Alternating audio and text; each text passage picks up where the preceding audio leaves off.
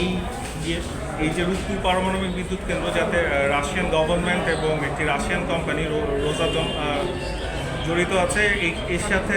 Sheikh Hasina, Sheikh Rehana, tulip Siddiqui এবং সজীব ওয়াজেদ জয় তারা জড়িত ছিলেন। এই $5 বিলিয়ন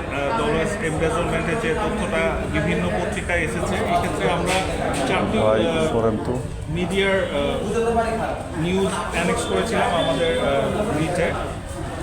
কোর্ট আজকে লার্নার কোর্ট আজকে আমাদের বক্তব্য শুনেছেন এবং এক্ষেত্রে দুদকের লার্নার লয়ার এবং লার্নার ডিএজি সবাই একমত হয়েছেন যে এই বিষয়ে আসলে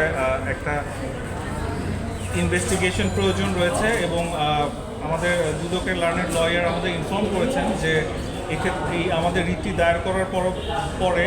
এই বিষয়ে দুদকে বিভিন্ন ধরনের আলোচনা হয়েছে এবং তারা প্রিলিমিনারি কিছু ইনভেস্টিগেশন ওয়ার্ক অলরেডি করেছেন।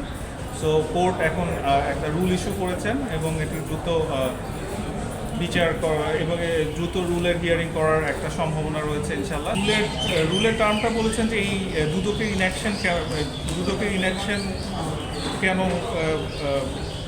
অবৈধ ঘোষণা করা হবে না, এই বিষয়ে একটি রুল জারি করেছে।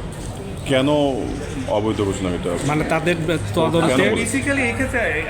এক্ষেত্রে বেসিক্যালি যেটা যে এই ইন্টারিম গভর্নমেন্ট দায়িত্ব নেওয়ার পর থেকে আমরা দেখেছি যে একটার পর একটা বের হয়ে আসছে যে বিভিন্ন ধরনের গত ফ্যাসিস্ট সরকারের আমলে আমরা যে ধরনের করাপশন দেখেছি একটার পর একটা বের হয়ে আসছে। সো এক্ষেত্রে আমি মনে করি যে এনডিএমের মাননীয় চেয়ারম্যান ববি হাজ্জাজ একটা যুগোপযোগী সিদ্ধান্ত নিয়েছেন যে এই রূপপুর পাওয়ার প্ল্যান্টটা নিয়ে যে প্রবলেমটা, এই এমবেজলমেন্টের যে তথ্যগুলো আসছে এটা নিয়ে